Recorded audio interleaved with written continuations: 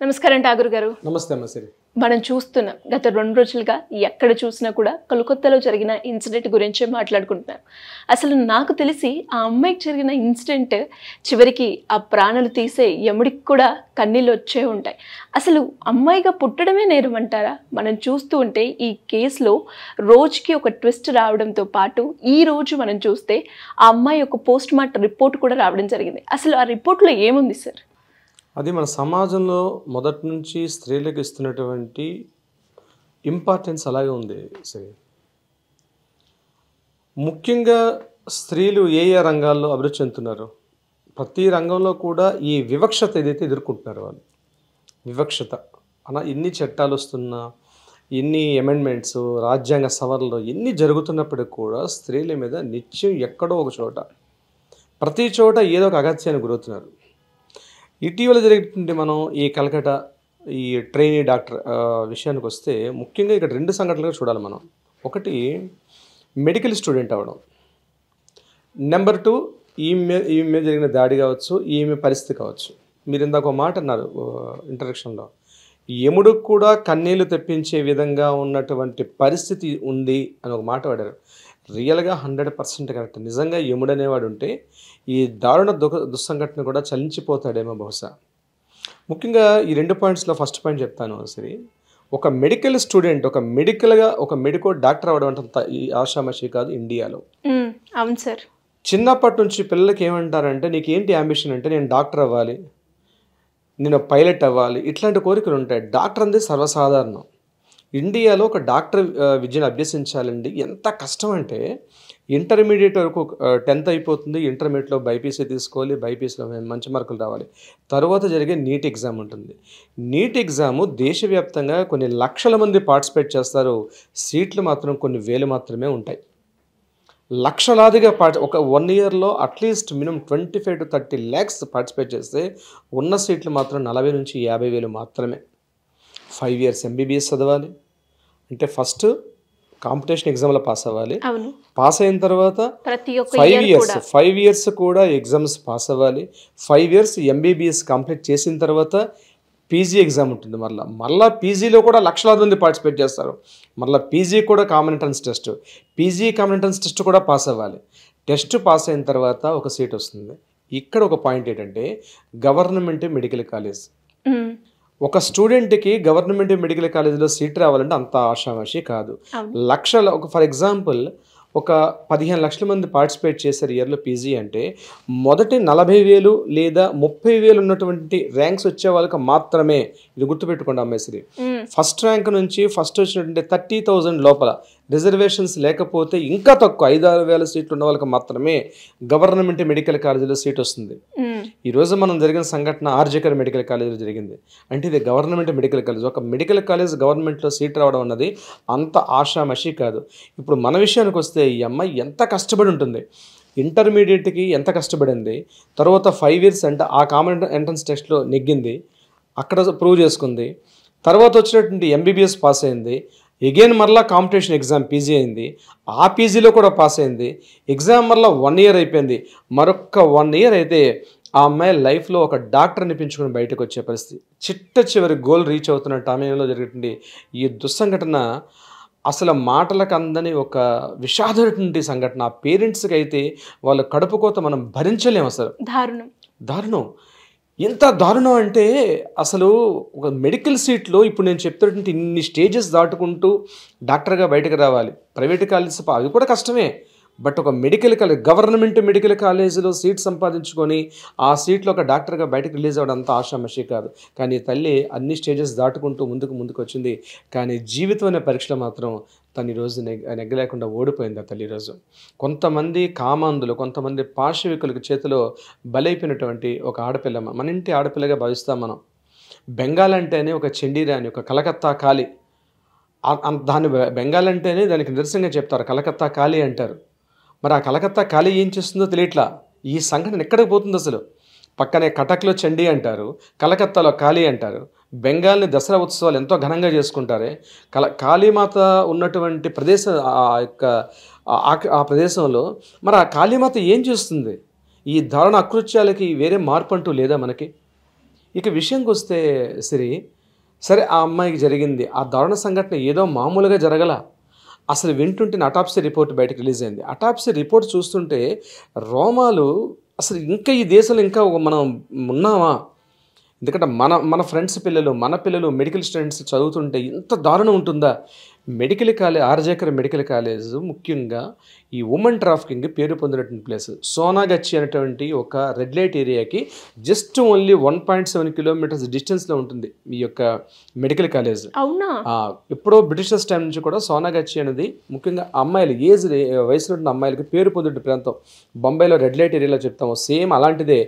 వెస్ట్లో మనకి ముంబైలో ఎటువంటి రెడ్ లైట్ ఏరియా ఉంటుందో, ఈస్ట్ ప్రాంతం ఉంటుంది. కలకట్టాలో కూడా సోనాగచ్చి ప్రాంతం అంతటి రెడ్ లైట్ ఏరియా ప్రాంతం. ఇప్పటికి కూడా సోనాగచ్చి అంటే బంగారు బొమ్మ, సింపుల్గా చెప్పాలంటే. ఇప్పటికీ సోనాగచ్చి అనేది అది అఫీషియల్గా నడుస్తూ ఉంటుంది. కొన్ని వేల కుటుంబాలు కేవలం ఈ వృత్తి మీద బతుకుతుంటాయి. అటువంటి ఒక రెడ్ లైట్ ఏరియా ప్రాంతానికి జస్ట్ 1.7 కిలోమీటర్స్లో ఈ ప్రాంతం ఉంటుంది. చాలామంది స్టూడెంట్స్ ఉమెన్ ట్రాఫికింగ్ గురవుతుంటారు. ఈవెన్ దో మెడికల్ కాలేజీలో ఉండే హాస్టల్స్ కూడా దీనికి అడ్డాలుగా మారిపోయాయి. ఈ దారుణాలు అక్కడ ఇది కాకుండా ఇంటర్నల్ ఆర్గాన్స్ ట్రాఫికింగ్, అంటే అవయవాల యొక్క స్మగ్లింగ్లో వీటన్నిటిలో కూడా ఈ యొక్క ఆర్జేకర్ మెడికల్ హాస్పిటల్ చాలా పేరు పొందిందని చాలామంది లోకల్ వాళ్ళు మా ఫ్రెండ్స్ అందరితో చెప్తున్నారు. అయితే ఈ అమ్మాయికి ఏదో తెలియనటువంటి కొన్ని రహస్యాలు తెలుసుకుంది ఆ కాలేజీలో. పేరెంట్స్ రిలీజ్ చేసిన బులెటిన్లో కూడా మన ప్రెస్ మీడియా, నేషనల్ మీడియాలో పేరెంట్స్ మాట్లాడుతూ, మా అమ్మాయి గడిచిన వారం నుంచి కాలేజీకి వెళ్ళడానికి ఇష్టపడడం లేదు, ఎన్నోసార్లు మేము అడిగితే కూడా అమ్మాయి చెప్పుకోలేని పరిస్థితిలో ఉంది, ఆ అమ్మాయికి అసలు కాలేజీకి వెళ్ళమంటే నేను కాలేజీకి వెళ్ళనమ్మా అని కూడా చాలాసార్లు చెప్పింది. బట్ మేము ఫోర్స్గా పంపించాం ఈరోజు మార్నింగ్ కూడా అని చెప్పింది. తర్వాత రిలీజ్ అయిన ఆడియో టేప్స్లో కూడా అమ్మాయి చెప్తుంది, ఏదో చూడకూడని దృశ్యాలు, వినకూడనటువంటి విషయాలు ఆ అమ్మాయి అక్కడ విని, ఇటువంటి కాలేజీలో ఉండడం కష్టం, నేను ఇక ఏం చేయండి, ఎగ్జామ్స్ దగ్గరలో ఉన్నాయి. ఇక్కడ ఇంకొక దరిద్రమైనటువంటి విషయం ఏంటంటే, మెడికల్ కాలేజీలు కట్టుబనిసలుగా ఉంటారు. అంటే ప్రొఫెసర్స్ చేతుల్లోనే వీళ్ళ మార్క్స్ ఉంటాయి. 50%, 25% మాత్రమే నేషనల్ మెడికల్ కౌన్సిల్ ప్రకారంగా 25%, 25 to 30% మాత్రమే ప్రాక్టికల్ ఉంటుంది. థియరీ ఉంటుంది. ప్రాక్టికల్ పోర్షన్లో more than 50 to 70% practical portion ఉంటుంది. ఈ 50 to 70 మార్క్స్ అన్నవి ప్రొఫెసర్ చేతిలో ఉంటాయి. ఈ ప్రొఫెసర్స్ అందరికీ head college principal. So college principal చెప్పినట్టుగా స్టూడెంట్స్ వినాల్సిందే, లేకపోతే వాళ్ళకి సర్టిఫికేట్ అందదు, వాళ్ళు బయటికి వెళ్ళకు. ఈ మార్పు జరగాలి. ఇటువంటి ఏదైతే ఈ రకమైనటువంటి సిస్టమ్ ఉందో దీనికి మార్చకపోతే రాబోయే రోజుల్లో మరికొన్నిటువంటి దుస్సంగతులు వినే అవకాశం కూడా మనకు ఉంటుంది.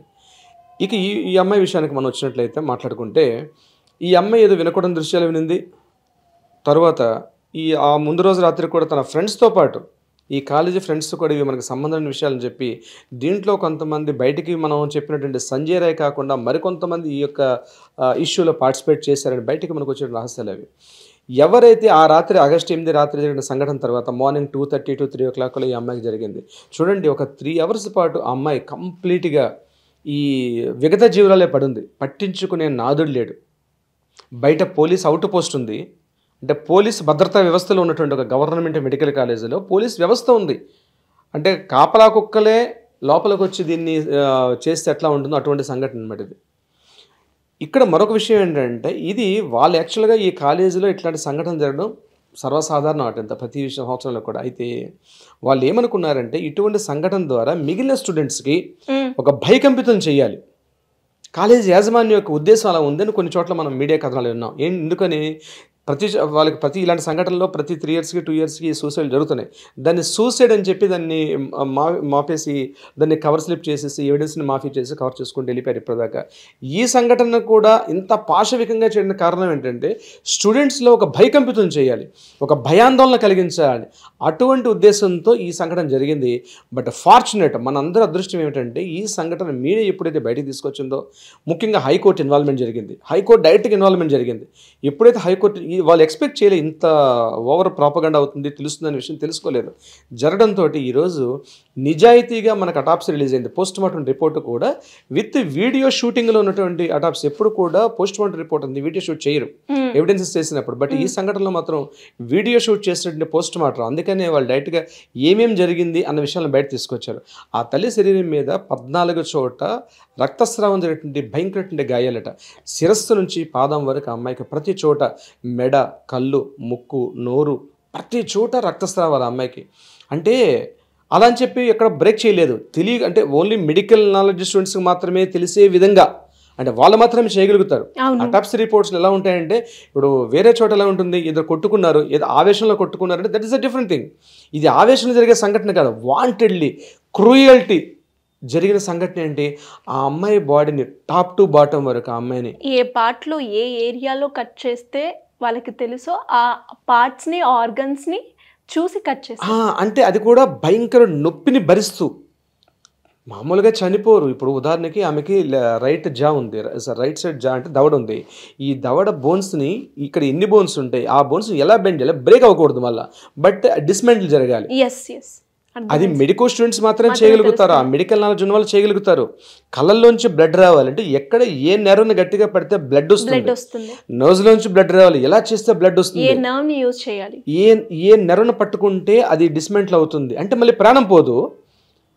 అది పాశవికత అంటారు. అంటే మెడికోస్ మీరు చెప్తుంటే సార్ ఎంత క్రూయల్గా ఆ అమ్మాయి మీద దాడి చేయడం, ఆ అమ్మాయి ఎంత సఫర్ అయింది, అసలు ఆమె చేసిన తప్పేంటి, తనకి శిక్ష ఏంటి, ఆ అమ్మాయి చేసినటువంటి దారుణం ఏంటి, ఆమె ఏం తప్పు చేసింది, ఆ కాలేజీ చదవడం ఆమె చేసింది తప్ప, లేకపోతే తన మార్క్స్ కోసం తన లైఫ్ కోసం తన పోరాటం చేసింది తప్ప ఏం తప్పు జరిగింది, ఏం తప్పు చేసి ఉంటుంది? ఈరోజు సోకాల్డ్ రాజకీయ నాయకులు కావచ్చు, సోకాల్డ్ రౌడీ షీటర్స్ కావచ్చు, మాఫియా ముఠాలు కావచ్చు, చేస్తుంటే అరాచకాలు చేసిన దారుణాల కన్నా ఆ తల్లి ఏం చేసి ఉంటుంది? అంత దారుణంగా అంత పాశవికంగా చంపాల్సిన అవసరం ఏముంది కాలేజీలు? అంటే కనీసమైనటువంటి హ్యూమానిటీ వాల్యూస్, మానవతా విలువలు అన్నవి రోజు రోజుకి తగ్గిపోతున్నటువంటి ఒక దారుణటువంటి వ్యవస్థలో మనం బతుకుతున్నాం. సరే, ఇంకా ఎందుకు ఈ దారుణాలు చూస్తూ ఉన్నాం? అసలు ఈ మధ్య మీరు చెప్తున్నా, మరి ఈరోజు రాఖీ పౌర్ణమి పండగ అంటే తన బ్రదర్ తోటి తన పేరెంట్స్ తోటి రక్షణ కోసం బంధించినటువంటి ఇది ముఖ్యంగా కలకత్తా బెంగాల్ ప్రాంతంలో చాలా అద్భుతంగా చేస్తారు ఈ రాఖీ పౌర్ణమి పండుగ. ముఖ్యంగా బెంగాలీస్ రాఖీ పౌర్ణమి చాలా నాకు తెలిసి ఇన్ని వేల మంది, ఇన్ని లక్షల మంది స్టూడెంట్స్ బయటకు వచ్చి ప్రోబ్ చేస్తుంటే హైకోర్టు కూడా సమర్థించింది. వాళ్ళు చేస్తున్న నిరసన కరెక్ట్ అని చెప్పింది. ఈరోజు సుప్రీంకోర్టు సొమేటోగా ఈ కేసును తీసుకొని ఇమీడియట్గా ఒక త్రిసభ్య కమిటీ నిర్ణయించింది. ఇది నిజంగా ఒక మార్పు. జ్యుడిషియరీకి మనం ఈ సందర్భంగా మన మీడియా ముఖంగా అద్భుతంగా థ్యాంక్స్ చెప్పాలి. ఎందుకంటే వ్యవస్థలు చేయటువంటి పనిని జ్యుడిషియరీ వ్యవస్థ చేస్తుంది ఈరోజు. ఇక ఈ అమ్మాయి విషయానికి వచ్చినట్లయితే ఇటువంటి దారుణం ఆ పేరెంట్స్కి ఒక తీరని రంపపు కొత్తగా మనం చెప్పుకోవచ్చు. ఇట్లాంటి సంఘటనలు మరలా జరగకూడదు. వ్యవస్థలు ఇప్పటికైనా మార్పులు రావాలి, మనుషుల యొక్క విలువలు మారాలి, ఆలోచనలు మారాలి. రేపు మన ఇంటి ఆడపడుచు ఇంకో రకంగా శిక్షించడం అనేది ఆమె చేసిన నేరాన్ని తెలియపరచాలి. పాపం ఆ తల్లి ఎంత బాధ అనిపించిందో, ఎంత క్రూయల్టీ అనిపించిందో. 3 గంటల పాటు జరిగిన సంఘటన మార్నింగ్ 3-4 o'clock జరిగిపోయిన తర్వాత అప్పటి నుంచి ఒక పర్సన్ మరలా మార్నింగ్ చూసింది. ఈ గ్యాప్లో ఈ 3.5-4 గంటల చిత్రవద అనిపించుంటుంది తల్లి.